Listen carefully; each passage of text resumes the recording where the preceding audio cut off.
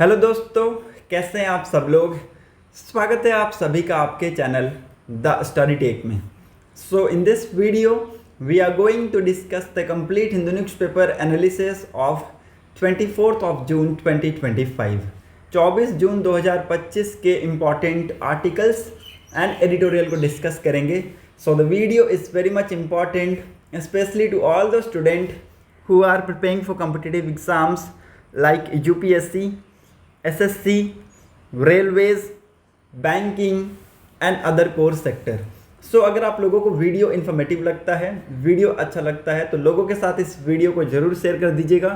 साथ ही साथ चैनल को सब्सक्राइब कर लीजिएगा and don't forget to click on the bell icon to get the latest video update. So 24 जून 2025 के इम्पॉर्टेंट हेडलाइंस को डिस्कस करेंगे। सो वीडियो इम्पॉर्टेंट होने वाला है, वीडियो को स्किप मत कीजिएगा, लास्ट तक देखिएगा, यहाँ से आप लोगों को बहुत कुछ सीखने को मिलेगा। So let's move to the first page of the newspaper. यहाँ पे हेडलाइन को डिस्कस करते हैं। Iran launches missile at US bases in Qatar and Iraq. It is a retaliatory strike, मतलब कि ये एक क्या है, रिटिलिएटरी स्ट्राइक है। और ये एक इम्पॉर्टेंट है क्योंकि मैंने आप लोगों को कल के दिन बताया था कि क्यों यहाँ पे यूएस एंटर किया है। ओके, यूएस ने ईरान और इसराइल के जो कॉन्फ्लिक्ट है उसके बीच में एंटर किया है और 3 जगहों पे बॉम्ब गिराया है। मतलब कि यूएस ने 3 जगहों पे बॉम्बिंग की है। तो वो 3 प्लेसेस मैंने आप लोगों को कल के वीडियो में बताया था। तो अगर आप लोगों ने कल का वीडियो नहीं देखा है तो सबसे पहले जाके उस वीडियो को देखें, वहाँ पे आप लोगों को चीज़ें समझ में आ जाएंगी। ओके, और इन रिटेलिएशन ईरान ने यहाँ पे यूएस के जो मिलिट्री बेसिस हैं कतर और इराक में, वहाँ पे बॉम्बिंग की है। तो यहाँ पे इन्होंने कहा है कि will never leave violation of territorial integrity unanswered says Tehran after targeting largest US base in West Asia. Okay, तो वेस्ट एशिया में जो यूएस का लार्जेस्ट बेस है वहाँ पे इन्होंने ये अटैक किया है और कहा है कि अगर हमारी टेरिटोरियल इंटीग्रिटी पे अटैक होता है तो उसको अनआंसर्ड नहीं किया जाएगा, मतलब कि उसका करारा जवाब दिया जाएगा। तो इट इज़ वेरी इंपॉर्टेंट, ये आप लोग यहाँ पे देख सकते हैं, बहुत सारी चीज़ें हैं यहाँ पे बताया गया है। ओके, होप आप लोगों को यहाँ पे चीज़ें समझ में आ गई होंगी। मूव करते हैं नेक्स्ट इंपॉर्टेंट न्यूज़ की तरफ। यहाँ पर और कुछ भी इंपॉर्टेंट है नहीं। सो नीचे की तरफ आते हैं, यहाँ पे भी आप लोगों को कुछ भी इंपॉर्टेंट नहीं मिलेगा। Let's move to the 4th page. Sharp rise in number of women moist killed in security ops data source। देखिए, ये जो डाटा है हमारे पास 2019 से लेके 2025 तक के हैं। ओके, और यहाँ पे आप लोगों को पता चलेगा कि जो वुमेन्स का यहाँ पे इन्वॉल्वमेंट है in these type of activities वो डे पर डे कैसे इंक्रीज होता जा रहा है। ओके, आप यहाँ पे देख सकते हैं 2019, 20, 2021, 2022 और 2023 में जो नंबर ऑफ मॉयस्ट किल्ड की जो डाटा है वो कितने हैं, 65, 40, 51, 30, 20 रिस्पेक्टिवली। आउट ऑफ विच, ठीक है, out of which the number of women killed in respective year stood at 17, 7, 39 and 5। ठीक है, तो ये इंपॉर्टेंट है, ये आप लोग लिख लीजिएगा। ये डाटा कहीं भी आप लोग पुट कर सकते हैं, same as it is copy कर सकते हैं। अगर आप लोगों को इंसर्जेंसी के खिलाफ अगर लिखना पड़ गया आर्टिकल, या फिर माओइस्ट ऑपरेशन चल रहे हैं, आप लोगों को पता है माओइस्ट ऑपरेशन चल रहे हैं जिसके अगेंस्ट हमारे जो सोल्जर हैं, ब्रेव सोल्जर्स हैं, वो यहाँ पे खड़े हैं। ओके, चाहे वो रेनी सीजन में हो, चाहे वो समर सीजन हो, चाहे वो कोई भी सीजन हो। ओके, हमने ये ठाना है कि जो टेररिस्ट हैं और जो माओइस्ट हैं हमारे कंट्री से, उनको हम मिटा देंगे। ओके, सो इंपॉर्टेंट है। इन 2024 the number of Maoist killed in Chhattisgarh stood at 217 and out of which 74 were women. देखिए, इट इज़ वेरी इंपॉर्टेंट, ये जो डाटा है it is till June 20 this year. और मैं आप सभी को बता दूं 195 जो माओइस्ट हैं वो किल्ड हुए हैं अब तक के जो डाटा हैं। ओके, और उसमें 82 वुमेन्स हैं। तो आप लोग देख सकते हैं जो वुमेन्स की इन्वॉल्वमेंट है in these type of activities कैसे इंक्रीज होती जा रही है। 2024 से अगर आप 2025 तक के जो डाटा है उसी को अगर आप सिर्फ कंपेयर कर लें तो ये इतना ज़्यादा वेरिएशन है। ओके, ये 2024 का जो साल है इसमें आप देखेंगे 217 माओइस्ट यहाँ पे किल्ड हुए थे, उसमें 74 वुमेन्स थे। लेकिन अभी 2025 खत्म नहीं हुआ है। ठीक है, 2025 का भी आधा साल भी खत्म नहीं हुआ है और 82 वुमेन्स के इन्वॉल्वमेंट हमने यहाँ पे देखा है। So it is very important, यहाँ पे एक शार्प इंक्रीज हमें देखने को मिल रहा है in the share of women Maoist being killed in the 2024 और 2025। Hope you are getting all the points clear. Move to the next important news. यहाँ पर और कुछ भी नहीं है, इंपॉर्टेंट एडिटोरियल आज के डेट में कुछ भी नहीं है। Okay, so you can easily leave the editorial section. Opinion section पे मूव करते हैं। बहुत इंपॉर्टेंट, ये नीचे की तरफ एक आर्टिकल आ रखा है, Gaza to Iran, Israel's illegal war grow with US support. देखिए इट इज़ वेरी इंपॉर्टेंट, यहाँ पे क्लियर कट हमने देखा है कि यूएस का यहाँ पे सपोर्ट मिल रहा है इजराइल को, ओके, और दैट्स वाई यूएस ने यहाँ पे बॉम्बिंग की है ईरान के लिए। और मैं आप सभी को बता दूँ ये जो बॉम्बिंग हुई है और ये क्यों हुई है कि क्योंकि यहाँ पे जो ईरान है वो अपने जो एटॉमिक जो वेपन्स हैं, अपने जो न्यूक्लियर वेपन्स है उसकी एडवांसमेंट कर रहा है। तो ये इजराइल मानता है कि अगर न्यूक्लियर एडवांसमेंट की गई ईरान के तरफ से, एटॉमिक वेपन उसकी तरफ से बनाया गया, तो ये उसकी एग्जिस्टेंस के ऊपर क्या हो जाएगा, थ्रेट हो जाएगा। तो it is very important, that's Y Israel ने यहाँ पे बॉम्बिंग किया था सबसे पहले, ठीक है। तो उसकी एग्जिस्टेंस पे कोई थ्रेट ना हो इसलिए यहाँ पे जो न्यूक्लियर जो वेपन्स जो जैसे साइट्स हैं, एटॉमिक वेपन्स जैसे साइट है, उनको डिस्ट्रॉय करने की कोशिश की गई इजराइल के द्वारा। और यहाँ पे आप देखेंगे कि बैकअप सपोर्ट किसका है, यूएस का है। The United State involvement in Israel Iran conflict sparked conflict in the escalating regional conflict in West Asia.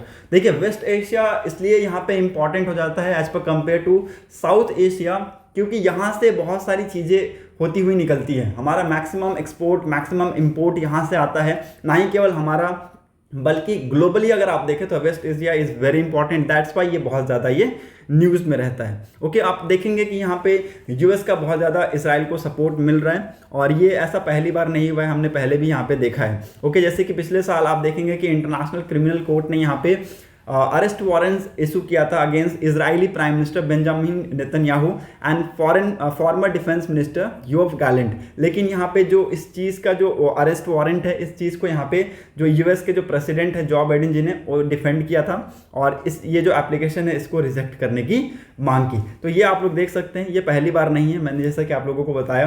Chart 1 में आपको जो फिगर है ये दिखाएंगे कि जो number of food trucks and food aid allowed into Gaza in last 1 year, ठीक है। तो पिछले 1 साल में आप देखेंगे कि कितना अमाउंट ऑफ जो फूड ट्रक्स और फूड एड के जो यहाँ पे जैसी चीज़ें हैं वो गाजा में अलाउ की गई है, तो वो ये जो नंबर है बहुत तेज़ी से डिक्लाइन किए हैं, ये आप लोग यहाँ पे देख सकते हैं। ओके, और आप देख सकते हैं कि यहाँ पे एक ह्यूज डिक्लाइन हमें देखने को मिला है मई और जून के मंथ में, और ये मई और जून के जो मंथ में डिक्लाइन देखने को मिला है it is due to the conflict in West Asia. Okay, chart 2 में आप लोगों को क्या पता चलेगा, the number of attack carried out by Israel in West Asia from 7th of October 2023 to 13th of June 2025। Okay, तो देखिए कितने नंबर ऑफ अटैक यहाँ पे इजराइल ने किए हैं वेस्ट एशिया में। ओके, चाहे वो किसी पे, जैसे कि पैलेस्तीन के ऊपर है लगभग 24,944 के आसपास है, लेबनान के ऊपर 16,702 के आसपास है, सीरिया में 947, ईरान में 58, यमन में 39 और जॉर्डन में 7। तो इतने नंबर्स ऑफ अटैक्स यहाँ पे आप देखेंगे कि इजराइल ने कैरिड आउट किए हैं इन वेस्ट एशिया, और ये जो डाटा है टिल 2023 से लेकर 2025 तक के हैं।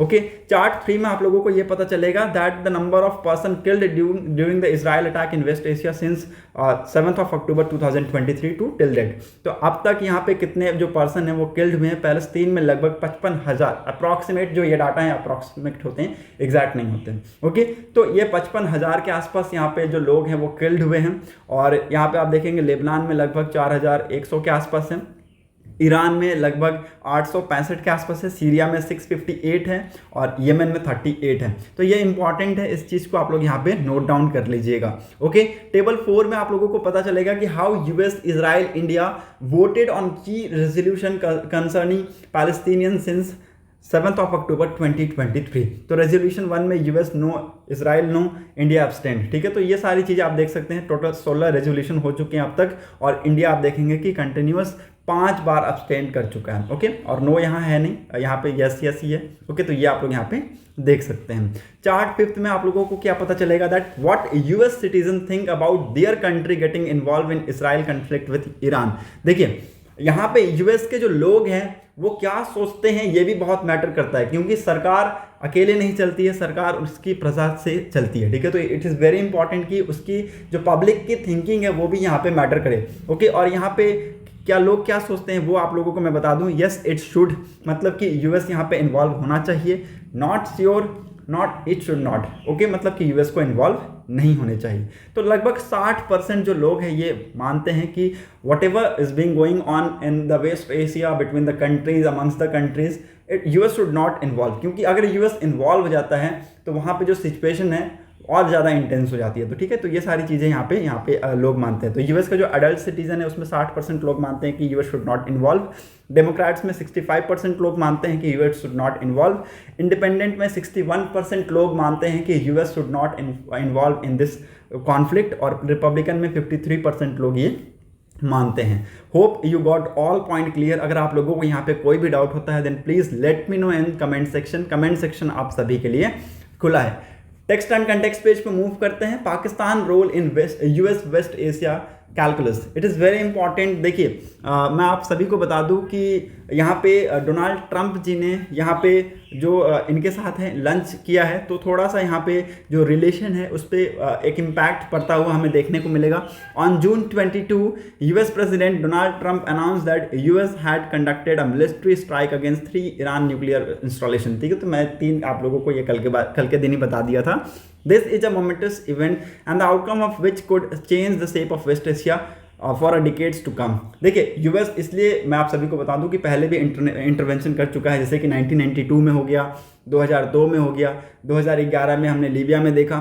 तो यहाँ पे देखेंगे कि क्विक मिलिट्री आउटकम्स तो हमें देखने को मिलते हैं, लेकिन इसके लॉन्ग टर्म इफेक्ट होते हैं। तो ये आप लोग यहाँ पे देख सकते हैं। और यहाँ पे हमने देखा है कि देखिए जब जापान पे यहाँ पे बॉम्बिंग हुई थी हिरोशिमा और नागासाकी में, तो अब तक जो उसका इम्पैक्ट है वो हमें यहाँ पे देखने को मिलता है। दैट्स वाई यहाँ पे कहा जाता है कि यूएस को जो यहाँ पे कॉन्फ्लिक्ट होता है या फिर जो यहाँ पे वॉर होती है उसमें यहाँ पे इन्वॉल्व नहीं होना चाहिए। यूएस हो गया, बड़ी बड़ी देश जैसे कि यूएस, रशिया, चाइना, फ्रांस, इन सारे देशों को इन्वॉल्व नहीं होना चाहिए, क्योंकि ये सारे देश अगर इन्वॉल्व हो गए तो मे बी आने वाले टाइम में वर्ल्ड वॉर 3 हो जाए, और अभी कोई नहीं चाहता कि ऐसी कोई वॉर हो।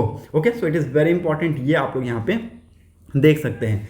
General Asif Munir private lunch with Mr. Trump at White House on 18th of June was unprecedented departure from the protocol। देखिए जनरल जो आसिफ मुनीर है, इन्होंने प्राइवेट लंच किया किसके साथ? मिस्टर डोनाल्ड ट्रंप के साथ। कहाँ पे? व्हाइट हाउस में 18 जून को।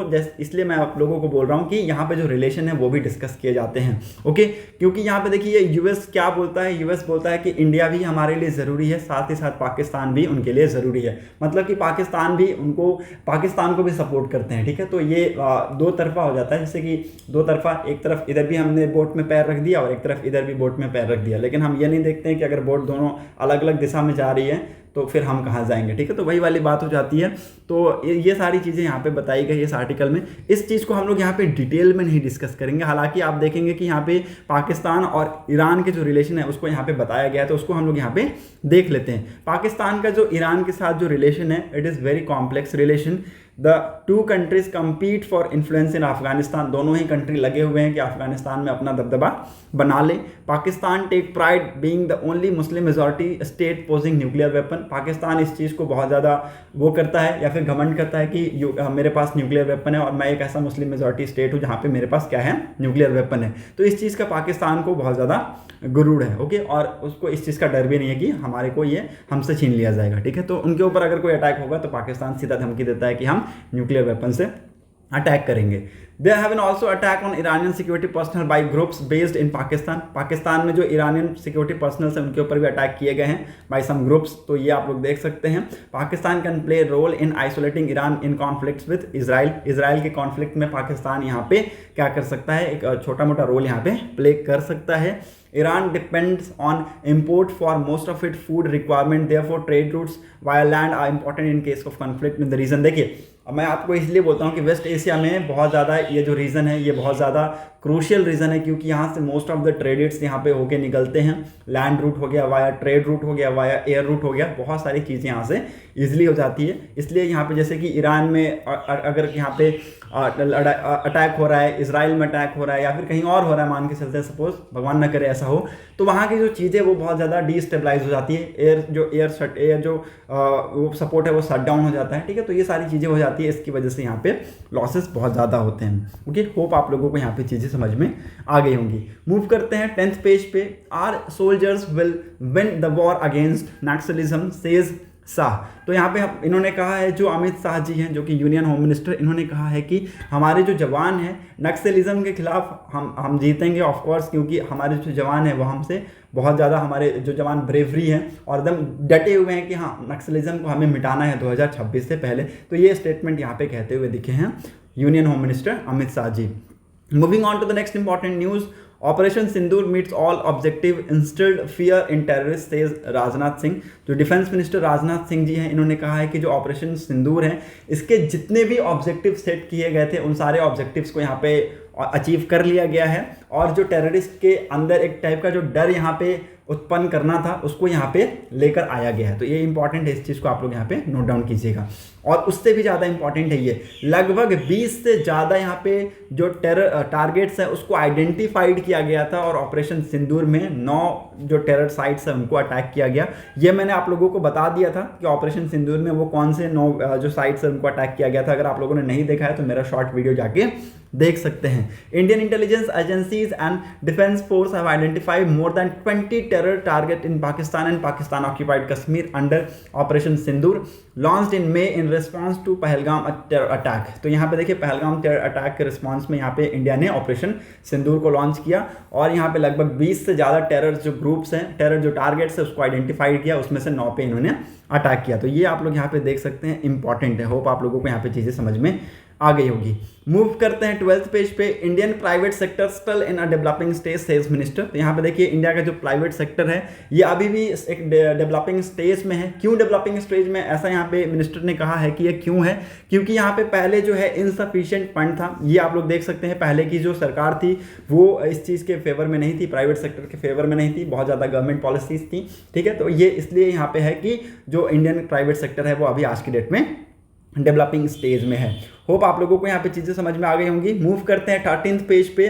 Dairy agriculture impede India US bilateral trade deal. तो यहाँ पे देखिए, एक जो यहाँ पे रेसिप्रोकल टैरिफ है यूएस का, ये इसका जो डेडलाइन है ये 9 जुलाई तक है। 9 जुलाई तक ये डेडलाइन है। उससे पहले अगर ट्रेड डील हो जाता है तो वेल एंड गुड है, अदरवाइज यहाँ पे हम लोगों को भी जो रेसिप्रोकल टैरिफ है वो फेस करना पड़ेगा। तो यहाँ पे बातचीत चल रही है कि एक डील हो जाए, और देखिए अगर डील होता है तो यहाँ पे कहा जा रहा है कि we want to do a deal before 9th July but agriculture और dairy are emerging as a challenge. मतलब कि ये जो दोनों सेक्टर हैं ये यहाँ पे चैलेंज कर रहे हैं सारे डील्स को। Okay, moving on to the next important news. World section पे मूव करते हैं। Israel strike Iran guards sites Evin prison in Tehran and Fordow facilities. देखिए, अब ये दोनों कंट्रीज़ के बीच में अटैक्स हो रहे हैं, तो रिटेलिएटरी जो स्ट्राइक्स हैं उसके आपको लोगों को न्यूज़ मिलते रहेंगे। ठीक है, तो उस पर भी फोकस करना है। ऐसा नहीं है कि आप लोगों से कोई पूछ दे कि हाँ कितना ज़्यादा नुकसान हुआ है या फिर कहाँ कहाँ पे अटैक किए गए इन कंट्रीज़ के द्वारा।